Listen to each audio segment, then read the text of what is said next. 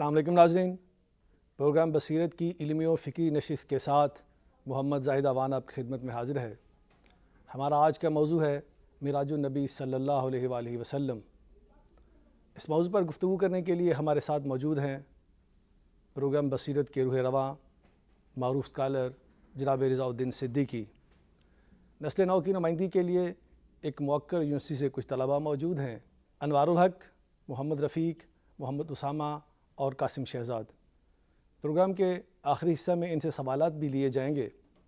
معزز ناظرین، معراج حضور اقدس صلی اللہ علیہ وآلہ وسلم کے معجزات جلیلہ میں سے ایک عظیم الشان اور نہایت ہی محی العقول معجزہ ہے۔ وہ نبی اکرم صلی اللہ علیہ وسلم کے خصائص کبریٰ میں شمار کیا جاتا ہے۔ خصائص کبریٰ یہ ہیں کہ خداوند عالم نے تمام انبیاء و مرسلین کے معجزات کو حضور خاتم النبیین صلی اللہ علیہ وآلہ وسلم کی ذات بابرکات میں جمع کر دیا، اور ان کے علاوہ وہ ایسے مزید معجزات سے بھی آپ صلی اللہ علیہ وآلہ وسلم کو ممتاز فرمایا جو اور کسی نبی اور رسول کو عطا نہیں کیے گئے۔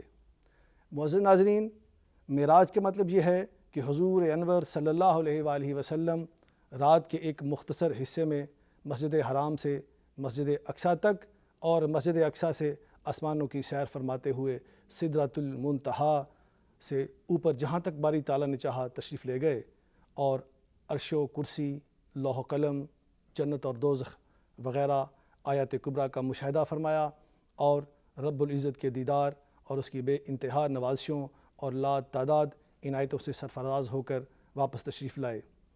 ناظرین، معراج کیا ہے، اس کے مفاہیم و معنی ہم جناب صدیقی صاحب سے پوچھتے ہیں۔ سر، ہمیں یہ بتائیے کہ معراج کا مطلب کیا ہے اور اس کے معنی اور مفاہیم اور اس کی تشریحات سے ہمیں آگاہ فرمائیے۔ اعوذ باللہ من الشیطان الرجیم، بسم اللہ الرحمن الرحیم۔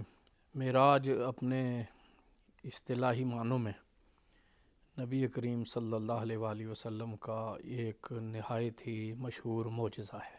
وہ معجزہ کیا ہے، اس کو اختصار کے ساتھ آپ نے بیان کیا۔ عروج کا لفظ عربی سے اردو میں بھی مستعمل ہے۔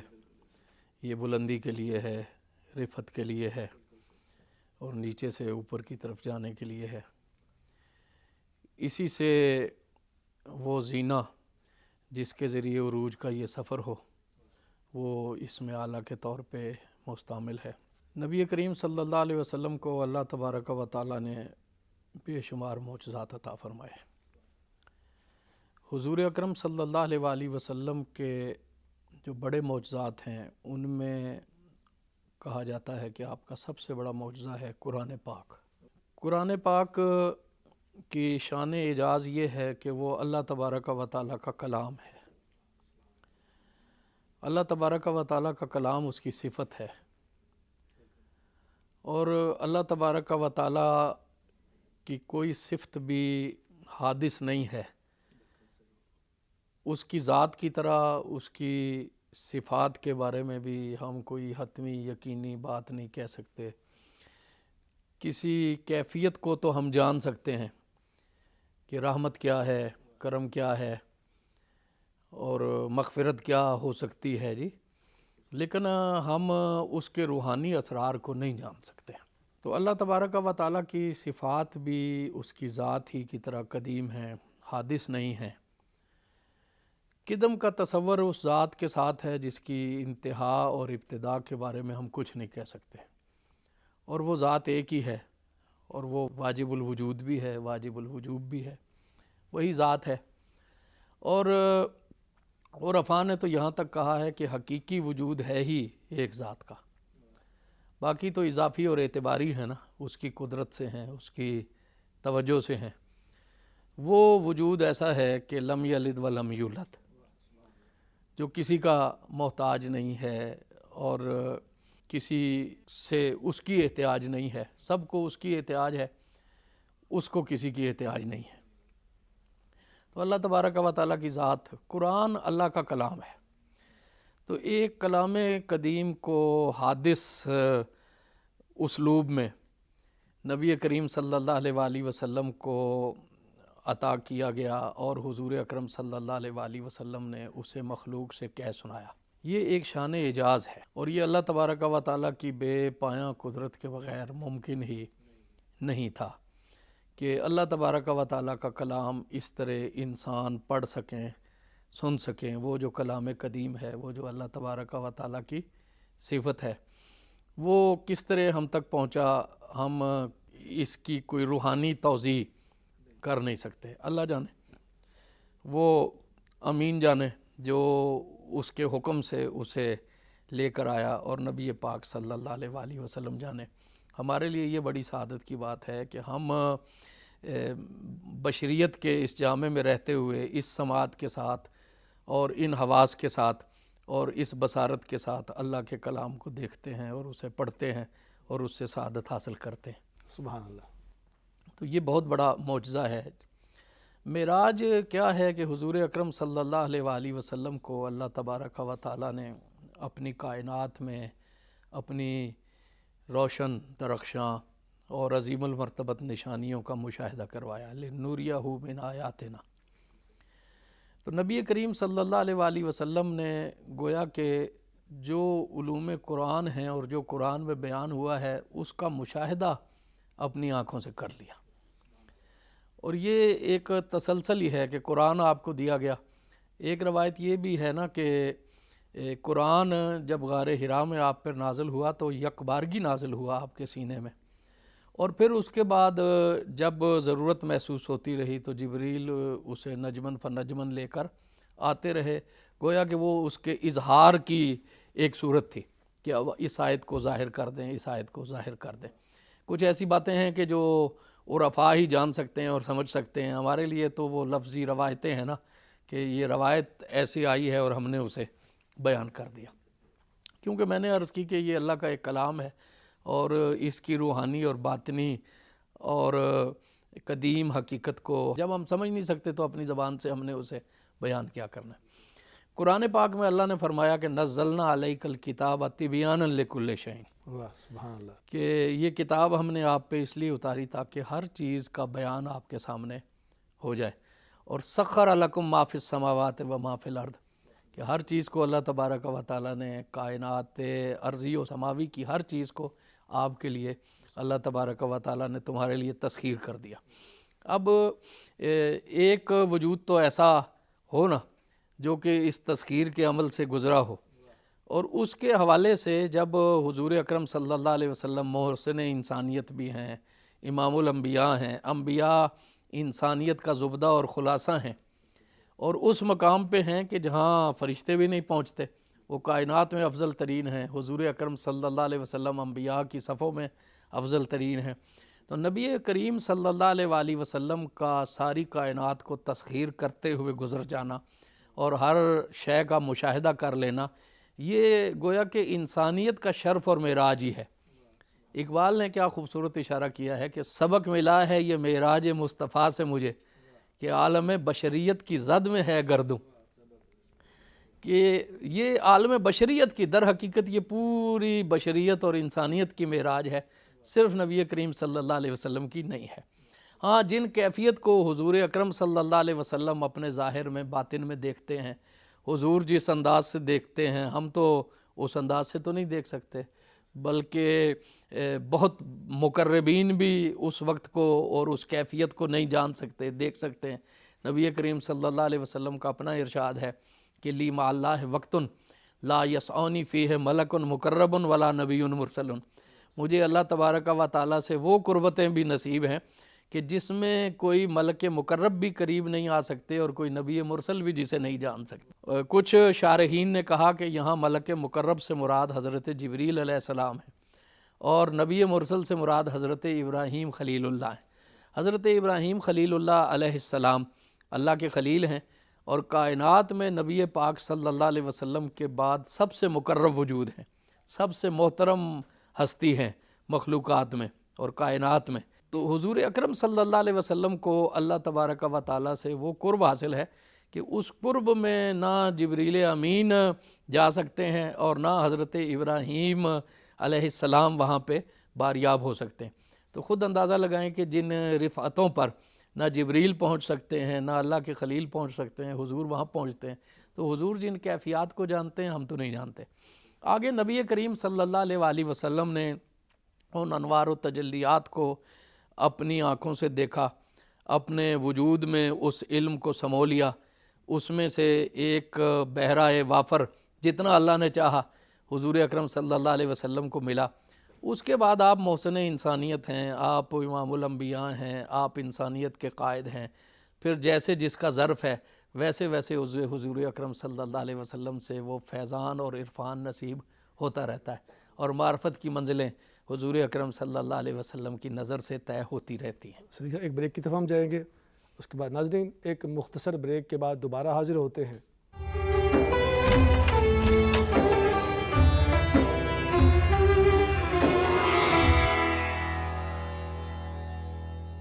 ویلکم بیک ناظرین۔ معراج کے معنی و مفاہیم صدیقی صاحب نہایت ہی بلیغ انداز کے ساتھ سمجھا رہے تھے۔ صدیق صاحب ہمیں آپ یہ بتائیے کہ ایک تو معراج کی تعبیرات ہیں جو ہمیں قرآن اور احادیث سے ملتی ہیں، اور کچھ ہمارے ایسے کچھ دانشور اور کچھ مدبر ایسے آتے ہیں کہ وہ اپنے انداز سے اس کو بیان کرتے ہیں۔ کہیں ذرا اس حوالے سے ہماری رہنمائی فرمائیے۔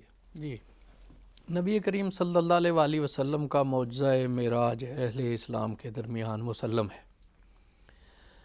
آگے ہر شخص نے اپنے علم کے مطابق اور اپنے فکر کے مطابق اس کی تعبیر کرنے کی کوشش کی۔ قرآن پاک پہ، احادیث پاک پہ لوگ اپنے اپنے اخلاص سے غور کرتے ہیں اور اپنے اپنے زاویہ نظر سے اس کے بارے میں باتیں کرتے ہیں۔ بالکل ایک تو یہ کہ کیا اللہ تبارک و تعالیٰ نے حضور کو جو یہ منزلت عطا فرمائی اس کی کیفیت اور نوعیت کیا ہے، اور دوسرا یہ ہے کہ اس سفر میں جہاں حضور اکرم صلی اللہ علیہ وسلم کی باریابی ہوئی سدرۃ المنتہا اور ورائے سدرۃ المنتہا، وہاں نبی کریم صلی اللہ علیہ وآلہ وسلم کو جو دیدار عطا ہوا اس کی کیا صورت ہے؟ کیا آپ نے اپنے سر کی آنکھ سے یا اپنے قلب مبارک کی آنکھوں سے اللہ تبارک و تعالیٰ کی زیارت کی، یا آیات کبریٰ جس میں جبریل علیہ السلام بھی ہیں ان کو آپ نے دیکھا، اور آپ ایک بہت بڑا علم لے کر دنیا میں واپس تشریف لائے؟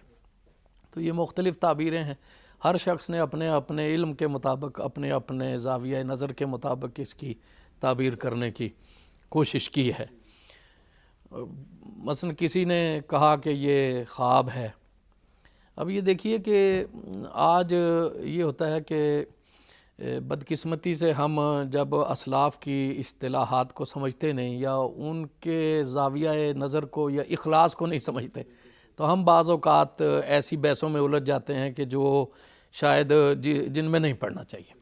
جی، تو اس کی وجہ سے بہت سارے کوئی خلفشار ذہنی فکری پیدا ہوتے ہیں، چیز ایک مشکوک سی بننے لگتی ہے ہماری اس نادانی کی وجہ سے، اور سوء ادب بھی ہے۔ سوء ادب بھی ہے۔ نبی کریم صلی اللہ علیہ وسلم کا اور دیگر انبیاء کا جو خواب ہے وہ بھی کوئی کم بات نہیں ہے، وہ بھی بمنزلہ وحی ہے، اور اس کی بڑی گہری تعبیر ہم کیا کریں یا اس کی اور تشریحات کیا کریں؟ دو باتیں بڑی سامنے کی ہیں۔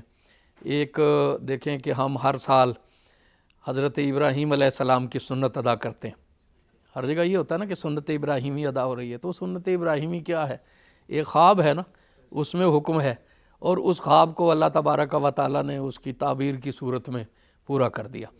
تو یہ سنت ابراہیمی جو ہم ادا کرتے ہیں تو عملاً ہم اسے مانتے ہیں پورا عالم اسلام کہ نبی کا خواب بھی علم حقیقی کا فائدہ دیتا ہے، اس میں بھی کوئی ظن نہیں ہے، اس میں بھی کوئی اشتباہ نہیں ہے۔ آگے خواب کا ایک اپنا علم ہے، خواب کی تعبیر مختلف انداز سے ہوتی ہے۔ خواب جب کہا جائے گا نا تو خواب کا پھر ایک تعبیر رویا کا ایک علم ہے، اور جس کا مطالعہ آپ کریں تو سورہ یوسف میں اللہ تبارک و تعالیٰ نے اس کی طرف جو ہے تفصیل فراہم کی ہے۔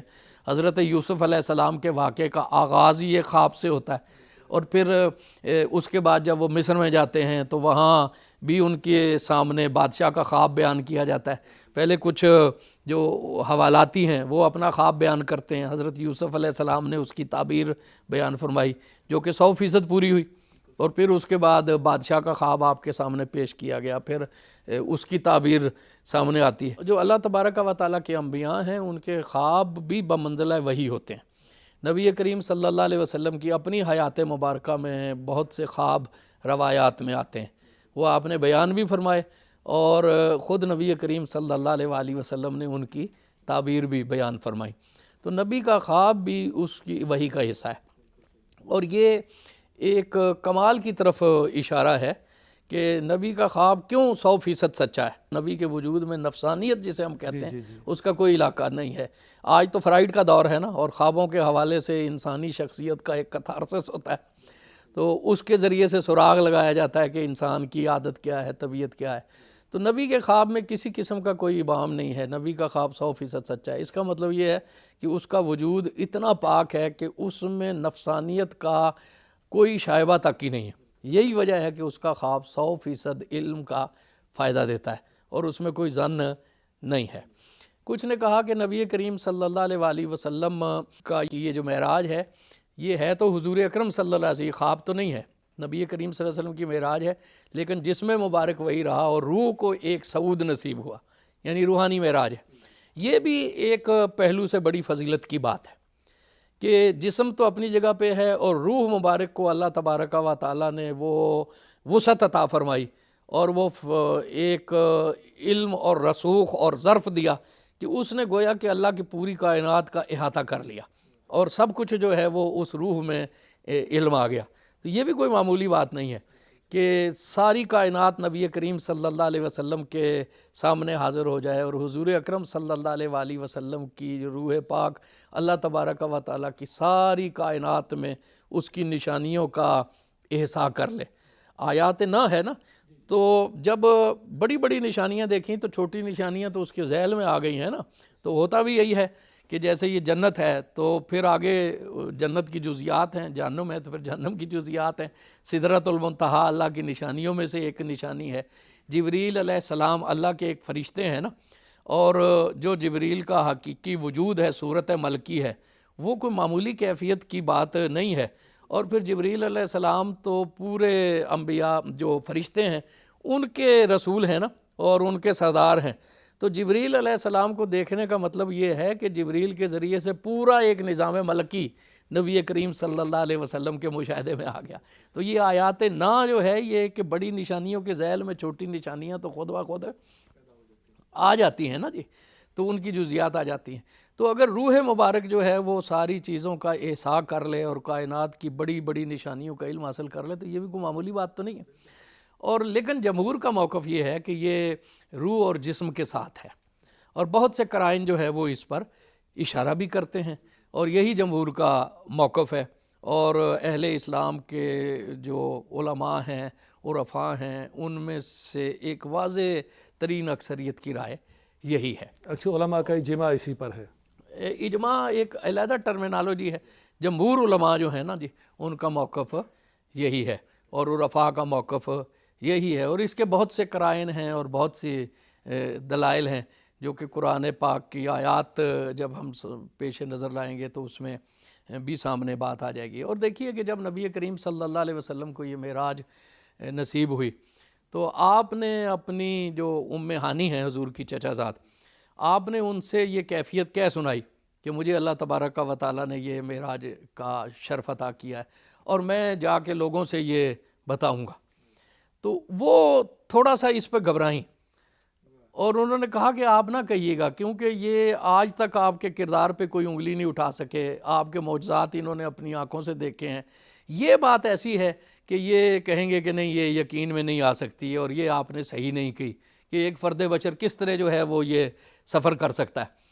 تو حضور اکرم صلی اللہ علیہ وسلم نے فرمایا کہ نہیں، یہی اللہ کا حکم ہے۔ تو حضور جب تشریف لے گئے تو انہوں نے اپنی ایک خادمہ کو ساتھ بھیجا کہ جا کے دیکھنا کہ کیا گزری اور کیسے واقعات پیش آئے۔ تو جب یہ حضور اکرم صلی اللہ علیہ وسلم نے کفار سے یہ معجزے کا ذکر کیا تو انہوں نے اس کا انکار کیا۔ وہ کہنے لگے کہ آج تک تو ہم کسی بات کا انکار نہیں کر سکے۔ جی انکار وہ کرتے کیسے؟ وہ اس کی تعویلیں تو کرتے تھے، لیکن ان کے پاس حضور اکرم صلی اللہ علیہ وسلم کی کسی بات کی انکار کی کوئی واضح بات دلیل نہیں تھی، چونکہ صادق بھی تھے، آپ امین بھی تھے، لیکن یہ بات آپ نے ایسی کی ہے کہ جسے ہم نہیں مان سکتے۔ ان کے سامنے حضور اکرم صلی اللہ علیہ وسلم نے بیت المقدس کا ذکر کیا، القدس شریف کا، چونکہ وہ اسی کو ہی جانتے تھے۔ یہ تو آگے حضرت ابو بکر صدیق کو بتانے کے راز ہے نا کہ آسمان پہ گئے، انبیاء سے ملاقات ہوئی، یہ انبیاء کے ساتھ جو وہ ہے کیا واقعات ہوئے، فرشتوں کے ساتھ کیا واقعات ہوئے، سدرۃ المنتہا پہ کیا ہوئے، وہ لوگ تو اس چیز کو مانتے ہی نہیں تھے۔ تو لیکن ایک چیز سب کو وہاں پہ پتہ تھی کہ حضور اکرم صلی اللہ علیہ وسلم نے کبھی بھی بیت المقدس کا سفر نہیں کیا۔ تو انہوں نے کہا کہ یہ بات ایسی ہے کہ جس میں ہم آپ کو سچا نہیں مان سکتے، اور بڑا انہوں نے اس پہ ایک شور بھی مچایا، اور پھر حضرت ابو بکر صدیق سے پوچھا کہ اب کیا کہتے ہو، اب کیا کہتے ہو؟ کہ پہلے تو ان کی کسی بھی مسئلے میں ہم نہیں کہہ سکتے تھے کہ یہ جھوٹ ہے، اور ان کا کردار بھی ہمارے سامنے تھا، لیکن یہ ایک ایسی بات ہے جسے ہم سچ نہیں مان سکتے کہ یہ کیسے جا سکتے ہیں کہ ہم سب یہیں سو رہے ہیں اور یہ گئے ہیں رات کو، اور 1 مہینہ جانے کا سفر ہے وہ بھی تیز رفتار سواریوں پر، اور 1 مہینہ واپس آنے کا سفر ہے، تو یہ نہیں ہو سکتا۔ تو حضرت ابو بکر صدیق نے کہا کہ یہ کون سی بڑی بات ہے، میں تو اس سے بھی بڑی بڑی باتوں میں ان کی تصدیق کرتا ہوں۔ تو یہ جو ایک واقعے کے اوپر اتنا مکالمہ شروع ہو گیا، یہ اظہار کرتا ہے کہ یہ کسی کیفیت کی یا روحانی کیفیت کی بات نہیں تھی، بلکہ یہ بات یہ تھی کہ حضور اکرم صلی اللہ علیہ وسلم نے یہی بیان کیا کہ میں رات کے مختصر سے حصے میں گیا ہوں، اور پھر نبی کریم صلی اللہ علیہ وآلہ وسلم سے انہوں نے سوال کیا تو حضور نے مسجد اقصیٰ کی ساری کیفیات بیان کرنی شروع کر دیں۔ اور ایک روایت تو یہ ہے کہ عقیل ابن ابی طالب کے گھر کے پاس جو پہاڑی ہے اس پہ اللہ رب العزت نے آپ کے سامنے بیت المقدس کو رکھ دیا، اور آپ دیکھتے جاتے تھے اور بیان کرتے جاتے تھے۔ تو یہ بھی ایک زمان و مکان کی اور خود ایک دلیل ہے۔ تو جو یہ بات کرنا یہ بذات خود ایک دلیل ہے کہ حضور اکرم صلی اللہ علیہ وسلم نے جسمانی معراج کی بات کی تھی، ورنہ خواب تو کوئی بھی دیکھ کے آ سکتا ہے۔ خواب میں تو آپ جتنی مرضی بڑی بات کہہ دیں یا کہیں کہ مجھے یہ روحانی مشاہدہ ہوا ہے، تو روحانی مشاہدے سے کسی کو انکار کیا ہے۔ ناظرین، ایک مختصر بریک کے بعد دوبارہ حاضر ہوتے ہیں، کہیں نہیں جائیے گا۔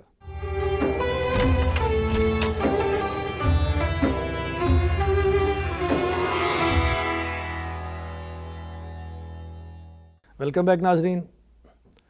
انوار اللہ، جو گفتگو آپ نے سنی تو اس کے متعلق آپ کیا پوچھنا چاہتے ہیں؟ سر، میرا صدیقی صاحب سے سوال ہے کہ جب بھی کوئی واقعہ رونما ہوتا ہے اس کا کوئی نہ کوئی پس منظر ہوتا ہے، تو واقعہ معراج کا بھی کوئی پس منظر ہے؟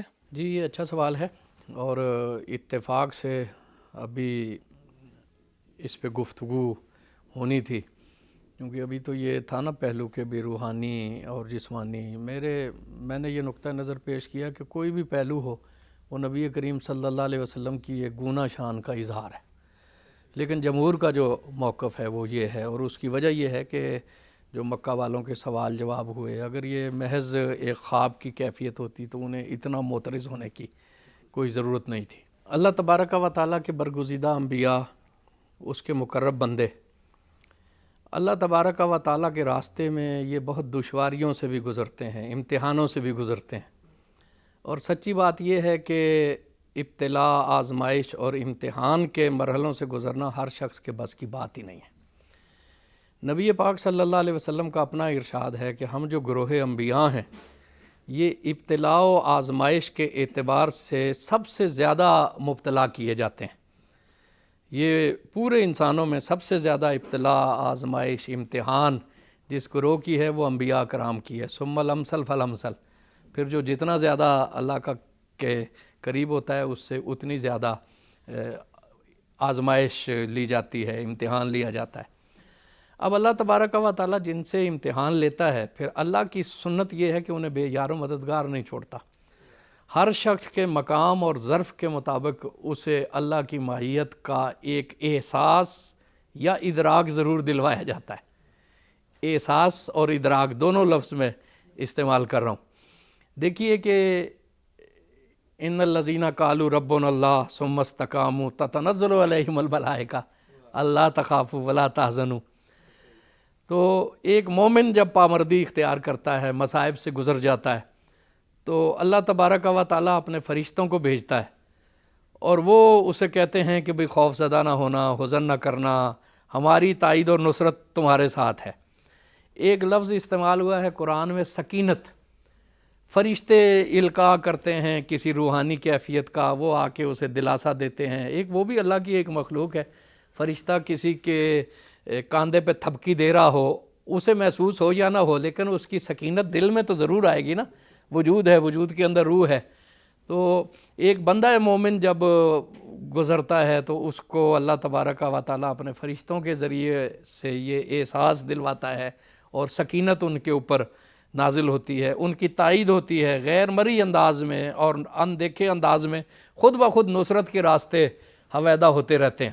وہ ہے نا، فضائے بدر پیدا کر فرشتے تیری نصرت کو اتر سکتے ہیں گردوں سے قطار اندر قطار اب بھی۔ تو فرشتوں کا وہاں بدر میں آنا جو ہے وہ بالکل صحیح روایتوں سے ہے، قرآن پاک کی بلکہ تائید ہے اس میں۔ تو اللہ تبارک و تعالیٰ کے انبیاء آپ دیکھیں کہ آزمائشوں سے گزرتے ہیں۔ حضرت نوح علیہ السلام کتنی آزمائش سے گزرے، اللہ تبارک و تعالیٰ نے اس طوفان بلاخیز میں ان کے بیڑے کو پار لگا دیا اور کہا کہ جعلنا آیۃ للناس، وہ بیڑا اللہ تبارک و تعالیٰ کی طرف سے ایک نشانی بن گیا۔ حضرت یونس کے واقعات دیکھیں، حضرت یوسف علیہ السلام کے واقعات دیکھیں، حضرت ابراہیم خلیل اللہ جب گزرتے ہیں امتحان سے تو اللہ تبارک و تعالیٰ نے پھر انہیں کیسی کیفیات کا مشاہدہ کروایا۔ نوری ابراہیم ملکوت السماوات والارض ولیکون من الموقنین، اللہ نے زمین و آسمان کی نشانیاں ابراہیم علیہ السلام کو دکھا دی۔ حضرت موسیٰ علیہ السلام کو کوہ طور پہ اللہ کی بارگاہ میں باریاب ہونے کا موقع ملا اور اللہ نے ان سے کلام فرمایا۔ تو جیسا جس کا مقام ہے اس کو ویسے ہی معیتوں کا احساس ہے۔ نبی کریم صلی اللہ علیہ وآلہ وسلم سے زیادہ کوئی اللہ کا مقرب نہیں، اور نبی پاک صلی اللہ علیہ وسلم کی حدیث ہے کہ جتنا زیادہ مجھے مصائب کا سامنا کرنا پڑا یہ انبیاء میں کسی اور کو نہیں کرنا پڑا۔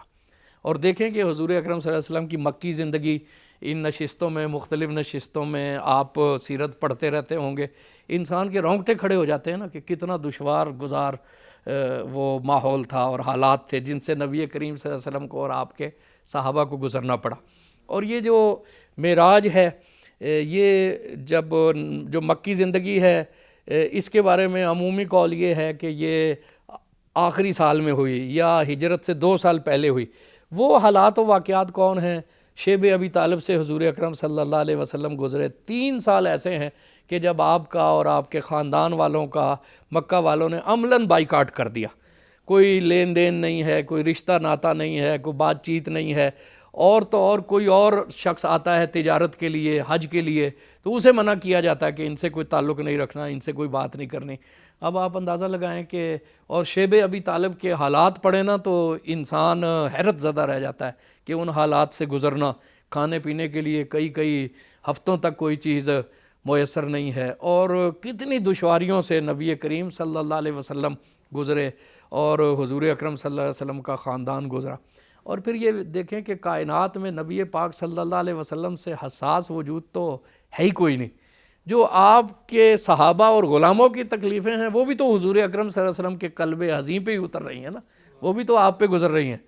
حضور اکرم صلی اللہ علیہ وسلم تو امت کے حق میں رؤوف الرحیم ہے نا، اور حریص علیہم انتم، تو جو کچھ بھی آپ امت پہ کوئی تکلیف گزرتی ہے تو وہ بھی حضور اکرم صلی اللہ علیہ وآلہ وسلم کو گراں بار گزرتی ہے، وہ بھی حضور اکرم صلی اللہ علیہ وسلم کے قلب مبارک میں اذیت کا باعث بنتی ہے۔ تو جو بالکل آپ کے ساتھ صحابہ کرام ہیں، بلال کو، عمار کو، ابو بکر صدیق کو، حضرت عثمان غنی کو، اور پورے خاندان کو، علی مرتضیٰ کو، جن مصائب سے تکلیفوں سے گزرنا پڑ رہا ہے، وہ ساری تکلیفیں بھی تو حضور کے قلب حزین پہ ہی اتر رہی ہیں نا، وہ بھی تو ساری کیفیات آپ کے اوپر ہی گزر رہی ہیں، کیونکہ آپ سے بڑھ کر تو امت کا تو کیا پوری انسانیت کا کوئی غم خار نہیں ہے، اور خود حضور جس حیثیت سے گزر رہے ہیں۔ پھر شیب ابی طالب ختم ہوا تو حضرت ابو طالب وہ وفات پا گئے، وہ کتنے غم گسار چچا ہیں، اور ہر کڑے مرحلے میں وہ حضور کے ساتھ دست و بازو بن کے کھڑے رہے، اور جو اس زمانے کے جو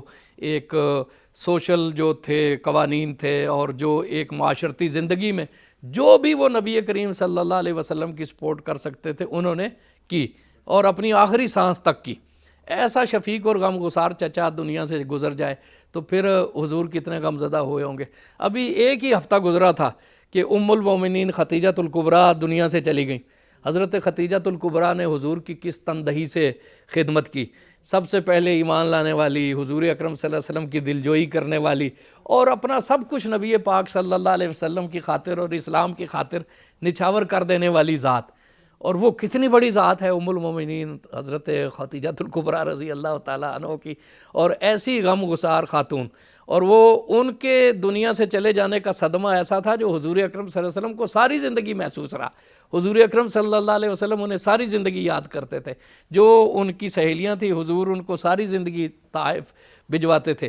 ایک بار ایک خاتون ان کی ہمشیرہ کی حجرہ مبارک کے باہر سے آواز آئی تو حضور بے چین ہو گئے، اور آپ نے فرمایا کہ ان کی آواز کتنی خدیجہ سے ملتی ہے. تو اس طرح یعنی کہ ساری زندگی حضور اکرم صلی اللہ علیہ وسلم کو ان کی یاد رہی. حضور سے بڑا کوئی ایسا شخص تو نہیں ہے نا جو کہ نیکیوں کا پاس اور لحاظ کرنے والا ہو اور یاد کرنے والا ہو. ایک شریف انسان کے ساتھ کوئی اچھا برتاؤ کرے تو وہ ساری زندگی یاد رکھتا ہے. حضور اکرم صلی اللہ علیہ وسلم سے بڑھ کر کون ہے جو کہ اپنے غلاموں کی خدمت گزاریوں کا اعتراف کرتا ہو اور اللہ تبارک و تعالیٰ کی بارگاہ سے ان کا اجر طلب کرتا ہو. تو یہ صدمہ گزرا. پھر نبی کریم صلی اللہ علیہ وسلم نے سوچا کہ یہ مکہ والے جو ہیں ان کے تو دل پسیج نہیں رہے، تو طائف کا ایک مقام معروف ہے، وہ قدر آب و ہوا کے اعتبار سے خوشگوار علاقہ تھا. مکہ کے بھی جو سردار تھے یہ موسم گرما گزارنے کے لیے وہاں چلے جایا کرتے تھے. پہاڑی مقام، ذرا موسم، ہوائیں اچھی اور موسم معتدل سا ہوائیں چل رہی ہیں. کچھ جیسے کہ ہمارے ہاں یہ پہاڑی علاقے ہیں جن میں کہ یہاں کی گرمی کی نسبت بہت زیادہ موسم آسودہ ہو جاتا ہے، لوگ وہاں چلے جاتے ہیں. تو اسی طرح طائف بھی ایک مقام تھا. حضور اکرم صلی اللہ علیہ وسلم نے کہا کہ میں وہاں جاؤں. جب حضور وہاں گئے تو وہ تو معاملات ہی اور تھے. انہوں نے تو مکہ والوں سے بھی بڑھ کر خست کا سلوک کیا، اور سارے اوباش نوجوان اور یہ ان کو حضور کے پیچھے لگا دیا. وہ حضور پہ سنگ باری کرتے رہے. اتنی انہوں نے حضور پہ سنگ باری کی کہ لہو مبارک جو ہے وہ نالین مبارک میں جم گیا. اور وہاں کے پھر علیحدہ واقعات ہیں. تو ان واقعات سے گزر کے کیا آپ ہم یہ بیان تو کرنے آسان ہے نا، لیکن ان سے گزرنا بہت مشکل ہے. تو اتنے واقعات سے جب حضور اکرم صلی اللہ علیہ وسلم گزرے تو اب وہ لمحہ آیا کہ حضور اکرم صلی اللہ علیہ وآلہ وسلم کے سامنے یہ ساری باطنی کیفیات آشکار ہو جائیں، اور آگے کے آنے والے دور کی ایک جھلک بھی حضور کو اپنی چشم باطن سے دکھا دی جائے، حضور کا مقام دکھا دیا جائے، جنت کی نعمتیں دکھا دی جائیں، اور خود یہ کہ اللہ تبارک و تعالیٰ کی ان آیات سے حضور براہ راست بہرہ ہو جائیں. تو یہ اس کے حوالاتی اور واقعاتی پس منظر بھی واقعی ہیں. ناظرین، آپ نے حضور نبی اکرم صلی اللہ علیہ وآلہ وسلم کو معراج سے پہلے کن مشکلات سے گزرنا پڑا آپ نے سماعت فرمایا، اور اس کے بعد آپ کو شرف معراج حاصل ہوا. اس پر گفتگو جاری ہے. ایک مختصر بریک کے بعد دوبارہ حاضر ہوتے ہیں.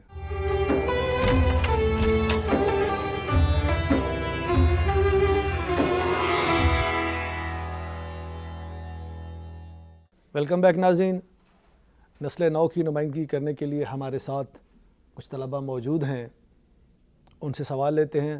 محمد رفیق، آپ کیا سوال پوچھنا چاہتے ہیں؟ میرا سر سے سوال یہ ہے کہ حضور صلی اللہ علیہ وسلم نے اتنے کم وقت میں 7 آسمانوں، جنت اور دوزخ کا دیدار کیسے کر لیا، اور اس دنیا کے وقت کے مطابق حضور صلی اللہ علیہ وسلم نے کتنا وقت گزارا؟ دیکھیے کہ جو معراج کا بڑا راز ہے وہ یہی زمان و مکان کا راز تو ہے، اور اسی حوالے سے جو لوگ اپنی عقل پہ بہت زیادہ انحصار کرتے ہیں وہ اس معراج کو ماننے سے انکار کر دیتے ہیں. بہت سے ایسے افکار ہیں فلسفیوں کے اور اہل علم کے کہ وہ معجزہ کو مانتے ہی نہیں ہیں. وہ معجزہ کو کس لیے نہیں مانتے؟ وہ کہتے ہیں کہ یہ جو زمانہ ہے اس میں اسباب کا ایک نظام ہے، قوانین فطرت کا ایک نظام ہے، علت اور معلول کا ایک سلسلہ ہے، اور جو کائنات ہے یہ استوار ہے ایک لگے بندے نظام پہ، تو کوئی کام بھی ان سے ہٹ کے ہوتا نہیں ہے. اس لیے وہ اسے تسلیم نہیں کرتے کہ معراج ہے نہیں ہے. اتنے تھوڑے وقت میں ایک وجود کس طرح پوری کائنات کا مشاہدہ کر کے آ جاتا ہے۔ اور اس میں تو پھر صرف کائنات کا مشاہدہ نہیں ہے، اللہ کریم کی ہمیں باریابی کی روایات بھی ہیں۔ تو وہ ساری چیزوں کو اگر ہم پیش نظر رکھیں تو اس سے یہ ہے نا کہ اس کی ایک اہمیت اور سوال بڑھتا ہی جاتا ہے نا کہ یہ ہوا کیا۔ جو مکہ والے تھے وہ تو بیت المقدس میں جانے پہ ہی حیران تھے، تو پھر آگے آسمانوں کی بات ہو جائے، جنت جہنم کی بات ہو جائے تو پھر سوال مزید بڑھتا ہے نا۔ پھر سدرۃ المنتہا سے آگے کی جو کائنات ہے، ورائے کائنات جا کے لامکان میں اللہ تبارک و تعالیٰ کی ذات پاک کا دیدار کرنا، پھر سوال تو پھر اور زیادہ بڑھ جاتا ہے نا کہ یہ کیسے ہے۔ تو جیسے جیسے سوال بڑھتا ہے پھر ویسے ویسے اس پہ غور و خوض بھی بڑھتا چلا جاتا ہے۔ تو سب سے پہلی بات تو یہ ہے کہ جو لوگ کہتے ہیں کہ کائنات کوئی علت اور معلول کے ایک سلسلے پہ رواں دواں ہیں، ان کے پاس بھی کوئی بنیادی بات تو نہیں ہے۔ کوئی اگر کہیں کہ اس واقعے کی یہ علت ہے اور اس چیز کا یہ سبب ہے، تو کوئی حتمی اور یقینی بات تو ہے نہیں کسی کے پاس بھی۔ تو سب سے پہلی بات تو یہ ہوگی کہ کیا خدا ہے؟ پہلی بات تو یہ تسلیم کرنے والی ہے نا، کیا اس کائنات کا کوئی الہ ہے، اس کائنات کا کوئی خالق اور مالک ہے، کوئی الہ ہے، رب ہے، مالک ہے کہ نہیں ہے؟ پہلے بات تو یہ ہے کہ آپ اگر اسے نہیں مانتے تو پھر جو علت اور معلول آپ ڈھونڈ کے لاتے ہیں ان میں سے اس کی بھی تو کوئی عقلی بنیاد نہیں ہے نا۔ ایک چیز کو ایک علت مانتا ہے، دوسرا نہیں مانتا، ایک چیز کو ایک شخص اس کا مسبب مانتا ہے، دوسرا نہیں مانتا، تو یہ کسی کے پاس بھی کوئی فکری بنیاد تو ہے نہیں۔ دوسری صورت یہ ہے کہ اللہ تبارک و تعالیٰ کے وجود کو کائنات میں بہت سے لوگ تسلیم کرتے ہیں۔ ان میں سے بھی کچھ لوگوں کا کہنا ہے کہ کائنات کو اللہ نے قوانین فطرت پہ استوار کر دیا ہے اور اب ان قوانین سے ہٹ کے کوئی بات نہیں ہوتی۔ کچھ کہتے ہیں کہ جو کچھ بھی ہو رہا ہے یہ بس ایک سلسلہ ہو رہا ہے، جو اسباب عادیہ ہیں وہ ایک نہج پہ اور ایک روٹین پہ چلتے رہتے ہیں، کوئی چیز بھی جو ہے وہ ان سے ہٹ کر نہیں ہوتی۔ تو اس میں یہ ہے کہ آپ اللہ تبارک و تعالیٰ کو مانتے کیا ہیں؟ یونان کے جو فلسفی تھے ان میں سے بہت سے فلسفیوں کا یہ رجحان تھا کہ اللہ ہے تو صحیح کائنات کا، لیکن کائنات کا بس اس سے صدور ہو گیا، تخلیق کا ایک عمل شروع ہو گیا، اب اللہ تبارک و تعالیٰ کا کوئی عمل دخل نہیں ہے، وہ عقل اول ہے، وجود اول ہے، اس سے کائنات صادر ہونی شروع ہو گئی اور اب ہو رہی ہے، خود بخود ہو رہی ہے۔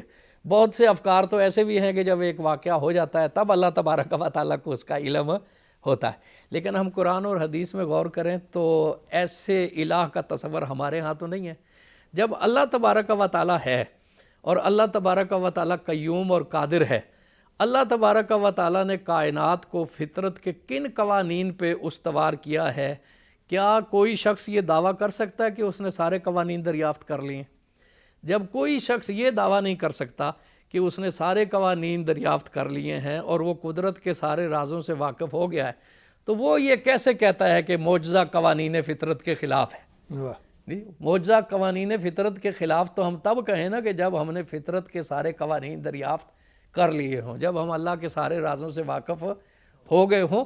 نبی کا مقام بھی وہ ہے، اور وہ شخص جو روحانیت کی منزلوں میں قدم رکھ دیتا ہے وہ بھی کوئی خلاف قانون کام نہیں کرتا، وہ بھی اللہ کے حکم سے باہر نہیں جاتا، صرف یہ ہے کہ اللہ کے قوانین سے وہ ان جہتوں سے واقف ہو جاتا ہے جس سے ہم واقف نہیں ہیں۔ ہم تو صرف عادت کو جانتے ہیں نا، وہ ایسی قوتوں سے آشنا ہو جاتا ہے اور ایسے قوانین سے آشنا ہو جاتا ہے کہ جن سے وہ عادت کو توڑ دیتا ہے۔ اور معجزہ کی یہ تعریف نہیں ہے کہ معجزہ قوانین فطرت کو توڑنے کا نام ہے، معجزہ خارق للعادت ہوتا ہے، یعنی جو عادت میں جن چیزوں کو ہم جانتے ہیں معجزہ اس سے ہٹ کر ہوتا ہے، اس عادت کو توڑ دیتا ہے۔ اور آپ اپنی انسانی زندگی میں دیکھیں تو بعض اوقات عادت ٹوٹ نہیں جاتی۔ ایک شخص ہے خدا نخواستہ، اس کا یہ مثال کوئی اگرچہ اس موضوع کے ساتھ لگا نہیں کھاتی، لیکن بعض اوقات ہم دیکھتے ہیں کہ ایک شخص کا کہ کوئی دماغی جو رویے ہیں اس میں کچھ خلل واقع ہو گیا، اس کے ایسے سیلز چارج ہو جاتے ہیں جو عام حالات میں نہیں ہوتے، تو اس میں اتنی توانائی ہو جاتی ہے کہ وہ زنجیریں توڑ دیتا ہے۔ بڑے بڑے طاقتور لوگ جو ہیں وہ اس کو قابو نہیں کر پاتے اور بہت مشکل ہوتی ہے نا، یہ ایسی چیزیں جن کو ہم جانتے ہیں۔ بہت سے لوگ بڑی غیر معمولی صلاحیتوں کا مظاہرہ کرتے ہیں، تو وہ روٹین سے تو ہٹ کے ہیں نا، تو روٹین تو انہوں نے روزمرہ کے کاموں میں بھی توڑ دی. تو معجزہ اللہ تبارک و تعالیٰ کے قانون فطرت کے خلاف نہیں ہوتا، بلکہ عادت کے کو توڑنے والا ہوتا ہے، عادت کے خلاف ہوتا ہے، اور اللہ قیوم اور قادر ہے. اچھا، اللہ قیوم اور قادر ہے. اب آپ اس پہ آئیں قرآن پاک میں. قرآن پاک کا میں ایک اختصار سے واقعہ بیان کرتا ہوں، اور وہ یہ ہے کہ حضرت عزیر علیہ السلام کا واقعہ اللہ تبارک و تعالیٰ نے بیان کیا. یہ وہ وقت ہے کہ جب بنی اسرائیل میں بہت شکست و ریخت ہو گئی، بخت نصر نے ان پہ حملہ کیا، لاکھوں کو وہ قیدی بنا کے لے گیا. تو حضرت عزیر ایک دن اپنی سواری پہ، دراز گوشت جسے، جو آپ کبھی اگر عربی ماحول میں جائیں تو وہاں بڑے خچر نما گدھے ہوتے ہیں. ہمارے ہاں تو بڑے ضعیف اور مریل سے ہوتے ہیں نا، وہاں بڑے خچر نما گدھے ہوتے ہیں. لوگ طویل سواریوں کے لیے بھی ان کو استعمال کرتے ہیں. تو وہ نکلے، ایک جگہ وہ رک گئے، اور جب وہ اپنا توشہ دان کھول رہے تھے تو نظر سامنے بستی پہ پڑی جس کی چھتیں ڈہ گئی تھیں، لوگ مردہ ہو گئے تھے. تو ان کے دل میں یہ خیال آیا کہ اللہ جو ہے یہ دوبارہ اس بستی کو آباد کر دے گا، اور اللہ دوبارہ ان مردوں میں جان ڈال دے گا. یہ کیسے ہوگا؟ اب سوال شک کی بنیاد پہ نہیں تھا، بلکہ تجسس اور شوق تھا. تو اللہ تبارک و تعالیٰ نے انہیں یہ دکھا دیا. قرآن کہتا ہے کہ ان پہ ایک نیند طاری ہو گئی، 100 سال وہ سوئے رہے، اور پھر وہ اٹھے اور دیکھا کہ وہ اسی طرح تر و تازہ ہیں. تو اللہ نے پوچھا کہ کتنا عرصہ یہاں لیٹے رہے؟ انہوں نے کہا دن یا اس کا کچھ حصہ، کیونکہ جب وہ لیٹے تھے تو سورج طلوع ہو چکا تھا اور بعد میں دیکھا کہ غروب ہو رہا ہے. تو انہوں نے کہا کہ یومن او بعد یومن. اللہ نے فرمایا کہ نہیں، 100 سال رہے، اور نشانی یہ دکھائی کہ اپنا دیکھیں اپنے کھانے کو، وہ اسی طرح تر و تازہ ہے، اس پہ وہ وقت گزرا ہے جو آپ پہ گزرا ہے. اور گدھے کو دیکھیں وہ مر کے مٹی میں مل چکا ہے، وہ سیدھا ہو گیا ہے. یعنی یہ کیا اشارہ تھا کہ ایک ہی وقت میں، ایک ہی ساتھ 2 وقت کی رو گزر رہی تھی، ایک یومن اور بعد یومن کی، اور ایک 100 سال کی. بات سمجھے نا کہ دونوں وقت تھے. پیغمبر پہ، رسول پہ کون سا وقت گزر رہا تھا؟ یومن اور بعد یومن، کیونکہ وہ رسول ہیں، ان کی زبان سے بھی غلط بات نہیں نکلتی. اور اللہ نے بھی ارشاد فرمایا کہ گدھے کو دیکھو، اس پہ 100 سال گزرے تھے. تو قرآن کا یہ واقعہ ہمیں بتاتا ہے کہ اللہ قادر ہے کہ کسی کے لیے وقت کو پھیلا دے، کسی کے لیے وقت کو سکیڑ دے.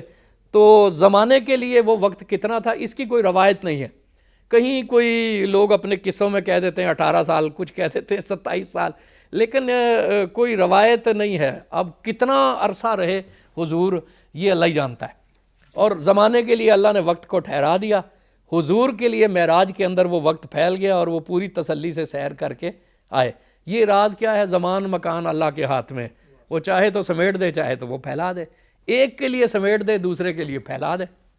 جی اسامہ، آپ کیا پوچھیں گے؟ میرا سر سے سوال یہ ہے کہ آپ صلی اللہ علیہ وآلہ وسلم کی زندگی کے ہر پہلو میں ہمارے لیے رہنمائی ہے، تو معراج کے واقعے میں مسلمانوں کے لیے کیا پیغام ہے؟ جیسے میں نے ابتدا میں عرض کیا کہ اقبال کہتے ہیں سبق ملا ہے یہ معراج مصطفیٰ سے مجھے، کہ عالم بشریت کی زد میں ہے گردوں.